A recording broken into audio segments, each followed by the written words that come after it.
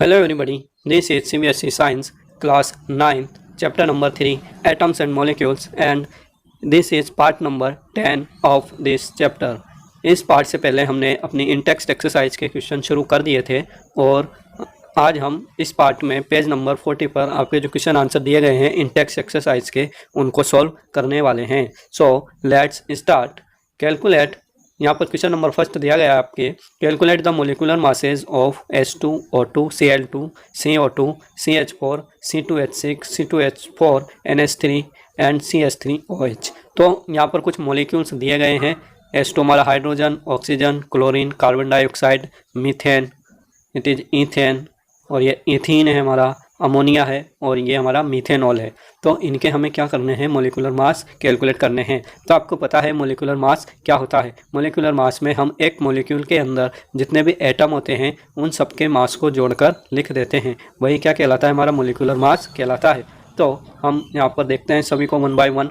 The following are molecular masses. The molecular mass of hydrogen, hydrogen में हमारे दो atom है हाइड्रोजन के, 2 into atom of atomic mass of hydrogen. तो molecular mass calculate करने के लिए आपको ऐसे लिखना होगा कि यहाँ पर हाइड्रोजन के दो एटम है, इसलिए हम क्या लिखेंगे, 2 into atom atomic mass of hydrogens. ठीक है, तो जो हमारे हाइड्रोजन का एक एटम का एटॉमिक मास होता है वह 1 यूनिट होता है, इसलिए हमने इसको 2 से मल्टीप्लाई किया क्योंकि यहाँ पर 2 एटम है। तो हमारे टोटल मोलिकुलर मास हो गया 2 एटॉमिक मास यूनिट। ठीक है, तो यहाँ पर आपको जितने भी मोलिकुलर मास आप निकालेंगे वे सब एटॉमिक मास यूनिट्स में निकालेंगे। Then molecular mass of oxygen, यहाँ पर ऑक्सीजन के 2 एटम है तो आप क्या लिखेंगे, 2 into atomic mass of oxygen. ठीक है, तो ये हो जाएगा हमारा 2 इंटू 16, क्योंकि एक ऑक्सीजन का एटॉमिक मास 16 यूनिट्स होता है, तो 2 का कितना हो जाएगा, 32 यूनिट्स हो जाएगा।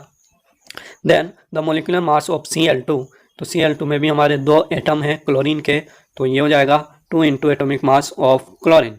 तो क्लोरीन के 2 एटॉमिक मास या 2 एटम्स का मास हो जाएगा 2 into 35.5 is equal to 71 atomic mass unit.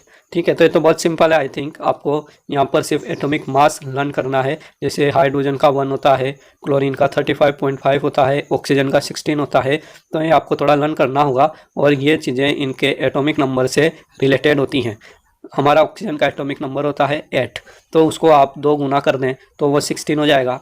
Chlorine का हमारे 17 एटॉमिक नंबर होता है, तो उसका जो एटॉमिक मास होता है वह 17 दूनी 34, 34 के आसपास ही होता है, 35.5। कुछ एलिमेंट्स हैं हमारे जिनका दुगना नहीं होता है, उसके आसपास होता है, क्योंकि ये उनका एवरेज एटॉमिक मास लिया जाता है उनके आइसोटॉप्स का, इसलिए। ठीक है, तो थोड़ा सा इसको आपको लर्न करना पड़ेगा। Then the molecular mass of CO2 carbon dioxide, यहाँ पर आप देख सकते हैं ऑक्सीजन के 2 एटम है और कार्बन का 1 एटम है, तो हम सबको यहाँ पर जोड़ देंगे। एटॉमिक मास ऑफ कार्बन, ठीक है, 1 एटम है यहाँ पर तो 1 का ही लिखेंगे, और ऑक्सीजन 2 है तो 2 into atomic mass of oxygen यहाँ पर हो जाएगा, तो ये हम लिखेंगे 12 प्लस 2 इंटू 16। ठीक है, 12 का मतलब एटॉमिक मास ऑफ कार्बन और 2 into atomic mass of oxygen हो जाएगा 2 इंटू 16। तो आप पहले इसको मल्टीप्लाई करें, फिर उसके बाद इसको ऐड करें, जैसे कि आपका बोर्ड मास का नियम कहता है, पहले ब्रैकेट सोल्व करना होता है। ठीक है, तो ये हो जाएगा हमारा 16 इंटू 2 32 और प्लस 12, तो टोटल हो गए हमारे 244 atomic mass unit. Then molecular mass of CH4, ये हमारे मीथेन होता है, कार्बन का एक ऑर्गेनिक कंपाउंड है। तो एटॉमिक मास ऑफ कार्बन, यहाँ कार्बन का 1 एटम है और हाइड्रोजन के 4 एटम है, तो हाइड्रोजन के एटॉमिक मास को हमें 4 से मल्टीप्लाई करना पड़ेगा, तो ये हो जाएगा हमारा 12 plus 4 into 1 is equal to 16 atomic mass unit. तो ये आपके बहुत सिंपल चीज़ें हैं और एग्जाम में इनको ज़रूर पूछा जाता है, तो आप इनको अच्छे से लर्न जरूर कर लें। Then molecular mass of C2H6, यहाँ कार्बन 2 हैं और हाइड्रोजन 6 हैं, तो आप क्या लिखेंगे, 2 into atomic mass of carbon. क्यों, क्योंकि कार्बन 2 है। ठीक है, और एक कार्बन का एटॉमिक मास 12 होता है, तो ये हो जाएगा 2 into 12। Then 6 into atomic mass of hydrogen, और हाइड्रोजन का एटॉमिक मास होता है 1, तो ये हो जाएगा 6 इंटू 1, तो 24। 24 कहाँ से आया, यहाँ से 12 इंटू 2 24, 6 इंटू 1 6, तो 24 और 6 हो जाएंगे हमारे 30 एटॉमिक मास यूनिट्स। ठीक है, then molecular mass of C2H4, ये हमारे इथीन होता है, तो इसका हम देख लेते हैं, 2 into atomic mass of C।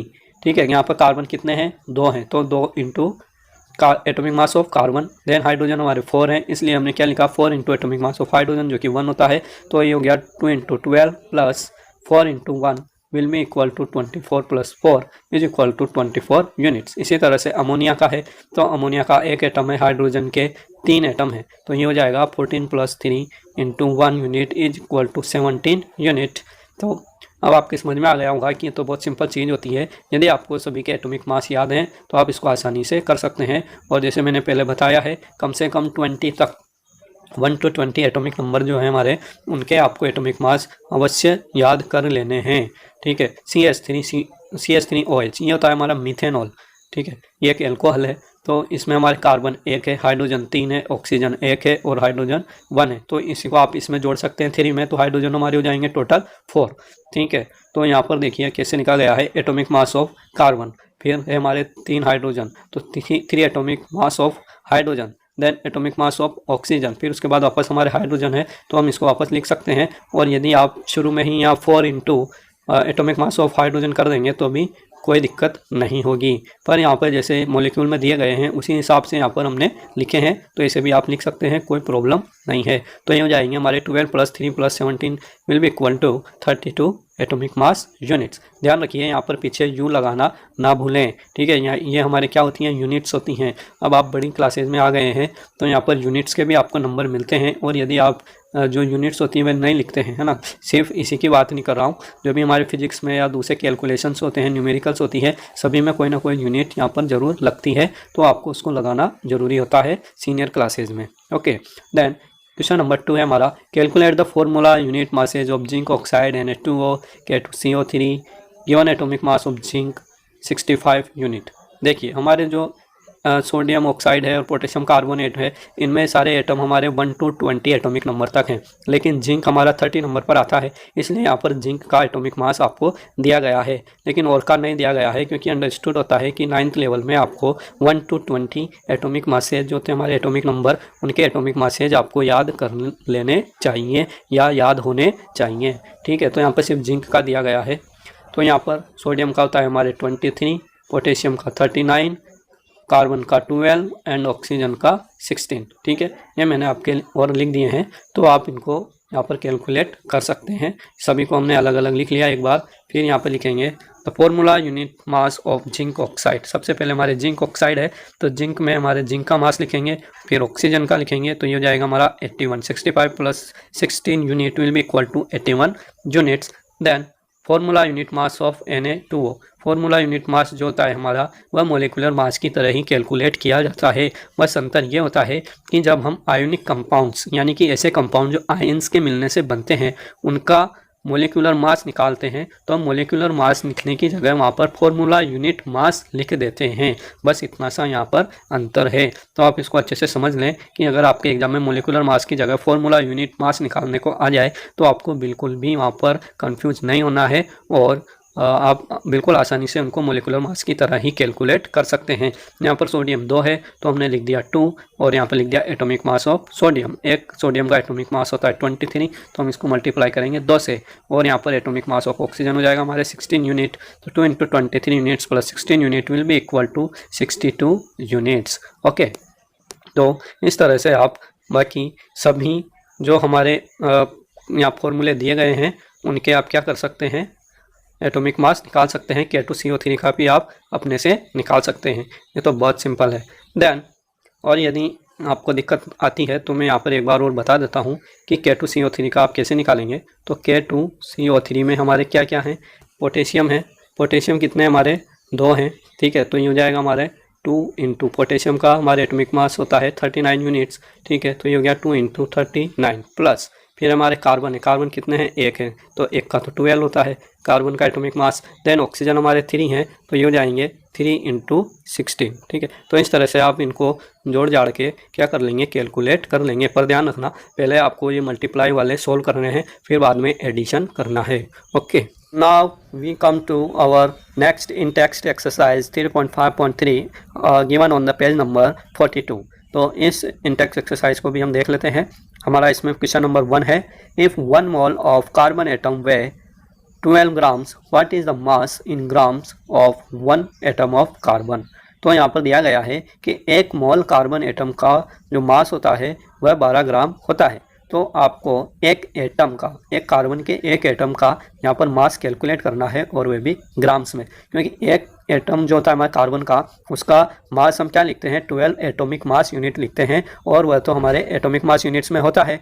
तो यहाँ पर हमें किस में निकालना है, ग्राम्स में निकालना है। तो यहाँ पर हमारे मोल कंसेप्ट काम में आने वाला है। तो हमने मोल कंसेप्ट में पढ़ा था कि जो हमारा एक मोल होता है, 1 मोल ऑफ कार्बन, उसके अंदर कार्बन के कितने एटम होते हैं, तो वे हमारे एवोगैड्रो संख्या के बराबर होते हैं। और एवोगैड्रो संख्या हमारी कितनी होती है, 6.022 × 10⁻23 होते हैं। तो यदि आपने ये हमारा मोल कंसेप्ट वाला पार्ट नहीं देखा है तो आप प्लीज़ उसको एक बार ज़रूर देख लें। हमारा जो 8 नंबर का पार्ट है, उसमें आपको ये मोल कंसेप्ट के बारे में अच्छे से जानकारी मिल जाएगी। तो मोल कंसेप्ट के अंदर हमने देखा कि 1 मोल कार्बन एटम का मतलब होता है 6.022 × 10⁻23 नंबर ऑफ कार्बन एटम्स। ठीक है, तो इतने सारे एटम्स जो हैं उनका वेट है 12 ग्राम।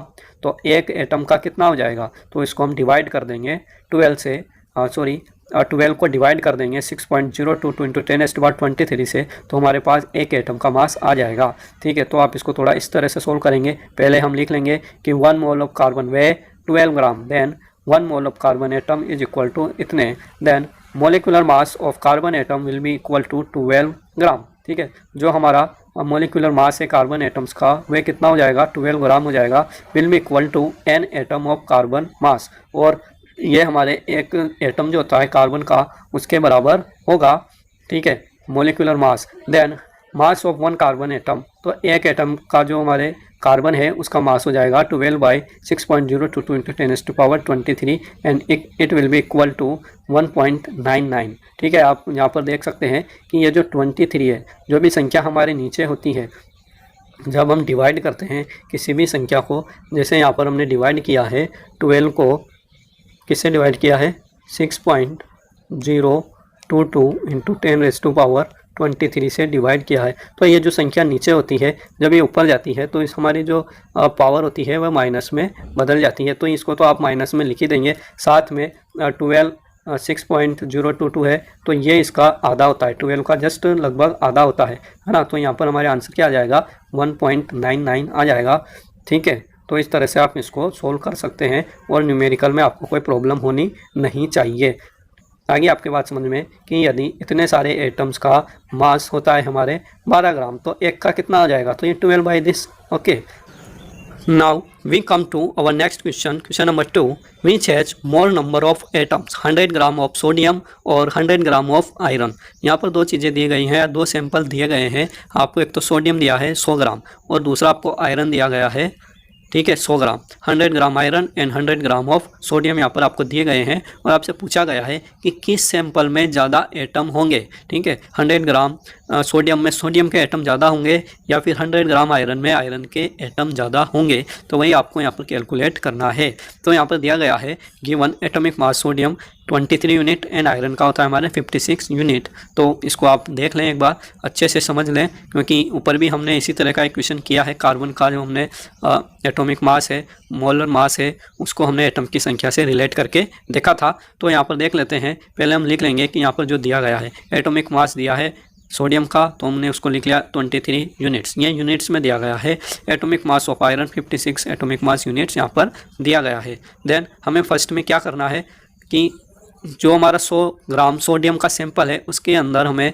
सारे एटम्स की संख्या काउंट करनी है। ठीक है, बारी बारी से हम दोनों की संख्या काउंट करके देखेंगे और हमें पता चल जाएगा कि कौन सी संख्या ज़्यादा है, तो किस सैंपल में एटम की संख्या ज़्यादा होगी। तो हम क्या करेंगे, पहले 100 ग्राम जो हमारे सोडियम है उसमें एटम की संख्या ज्ञात करेंगे।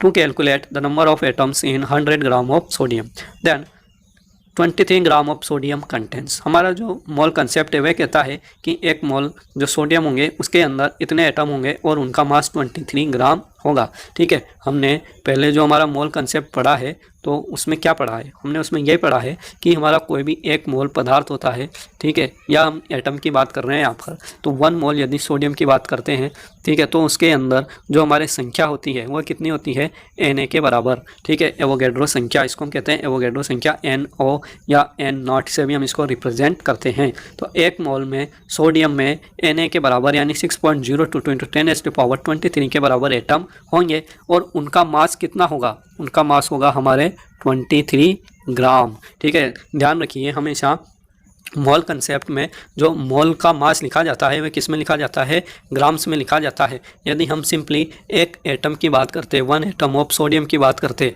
तो उसका मास कितना होता हमारे 23 यूनिट होता, जो कि हमें दिया गया है यहाँ पर क्वेश्चन में। ठीक है, तो ये जो यूनिट्स होती है इसको हम किस में बदल देते हैं, ग्राम में बदल देते हैं। तो 1 मोल सोडियम का मास होता है हमारे 23 ग्राम। और इसी को आपको थोड़ा उल्टा करके लिखना है कि यदि 23 ग्राम सोडियम का मास आपके 23 ग्राम सोडियम के एटम्स में आपके कितने एटम होते हैं, तो वे हमारे कितने होते हैं, NO के बराबर होते हैं। ठीक है, तो आपने क्या लिख दिया यहाँ पर, 23 ग्राम सोडियम में कितने एटम होते हैं, NO के बराबर, यानी एवोगैड्रो संख्या के बराबर हमारे एटम होते हैं। तो यहाँ पर 1 ग्राम सोडियम में कितने एटम होंगे, तो वे कितने होंगे, NO/23। जैसे कि आप निकालते हैं हमेशा, ऐसे क्वेश्चन आप मैथ्स में कई बार करते होंगे। तो जैसे कि आप मैथ्स में भी क्वेश्चन करते हैं कि आपसे कहा जाए कि 23 किलो आपके पास केले हैं, यहाँ सोडियम की जगह आपको एज्यूम करना है केले। यदि आपके पास 23 किलो केले हैं और उनकी संख्या है 100, है ना, 100 केलों में जो वजन होता है वो होता है 23 किलो। तो 1 किलो केले में कितने केलों की संख्या होगी, तो आप क्या करेंगे, जो संख्या होती है हमारी 100, उसको 23 से आप डिवाइड कर देंगे। ठीक है, तो ये 1 का हम निकाल लेते हैं इस तरह से। फिर उसके बाद आपको क्या करना है, 100 ग्राम का निकालना है। 100 ग्राम में कितने एटम होंगे, तो हमने जो ऊपर ये संख्या निकाली थी इसको आप किससे मल्टीप्लाई कर देंगे, 100 से मल्टीप्लाई कर देंगे। तो 100 ग्राम में आपके कितने एटम होंगे, तो ये हो जाएंगे हमारे एवोगैड्रो संख्या डिवाइडेड बाई 23 × 100। और यही हमने यहाँ पर नीचे किया है। ठीक है, आप इसको अच्छे से समझ सकते हैं कि हमने यहाँ पर क्या लिखा है। तो हमारा जो क्वेश्चन नंबर 2 है उसको हमने इस तरह से सोल्व किया कि 23 gram of sodium content 6.02 × 10⁻23 atoms. ठीक है, यदि आपको मोल कंसेप्ट अच्छे से समझ में आ चुका है तो ये चीज़ भी आपको समझ में आ गई होगी। तो 23 ग्राम में तो इतने एटम होते हैं, तो 1 ग्राम में कितने सोडियम के एटम होंगे, तो हम इसको डिवाइड कर देंगे एवोगैड्रो संख्या को 23 से। फिर हमें निकालना है कि 100 ग्राम सोडियम में कितने एटम होंगे, तो हम इसको मल्टीप्लाई कर देंगे 100 से। ठीक है, 6.02 × 10⁻100/23। तो ये आप कैलकुलेट करके निकाल सकते हैं आसानी से। संख्या आ जाएगी हमारे 2.6182 × 10⁻24 एटम्स। इतने एटम्स हमारे 100 ग्राम सोडियम में होंगे। तो इसी तरह से आपको यहाँ पर जो दूसरा दिया गया है आपको सिंपल 100 ग्राम आयरन में, तो ना 100 ग्राम आयरन में भी आपको एटम की संख्या इसी तरह से निकालनी है ना। जैसे कि 56 ग्राम आयरन में हमारे कितने एटम होंगे, एवोगैड्रो संख्या के बराबर होंगे, क्योंकि हमारा जो आयरन का मोलर मास होगा, ठीक है, 1 मोल आयरन का मास कितना होगा, 56 ग्राम। ठीक है, 56 ग्राम में हमारे इतने एटम आते हैं, तो 1 ग्राम में कितने आएंगे, तो ये एवोगैड्रो संख्या डिवाइडेड बाय 56। और फिर आपको 100 ग्राम में निकालना है, इसलिए आप इसको मल्टीप्लाई कर देंगे 100 से। ठीक है, तो ये हमारे हो जाएंगे 1.075 × 10⁻24 एटम्स। तो आपको कौन सी संख्या बड़ी लग रही है, ठीक है, दोनों की पावर 24 में आ रही है, तो इसमें कोई दिक्कत नहीं है। लेकिन ये वाली संख्या 2.6 हमारी बड़ी हो रही है। ठीक है, तो आप क्या कहेंगे कि सोडियम के जो एटम होंगे 100 ग्राम में, वे क्या होंगे, हमारे आयरन के 100 ग्राम वाले सैंपल से ज़्यादा होंगे। Hence through comparison it is evident that 100 gram of sodium has more atom. तो इससे हमें पता चलता है कि 100 ग्राम के जो हमारे सोडियम का सैंपल है उसमें एटम की संख्या ज़्यादा होगी। ठीक है, तो अभी हमारे NCERT एक्सरसाइज शुरू होने वाली है और इसको हम अपने नेक्स्ट पार्ट में, पार्ट नंबर 11 में शुरू करेंगे। यदि आप चैनल पर नए हैं तो आप इसको सब्सक्राइब ज़रूर कर लें, वीडियो को लाइक कर लें, बेल आइकन को दबा दें। ओके, थैंक यू, जय हिंद, जय भारत।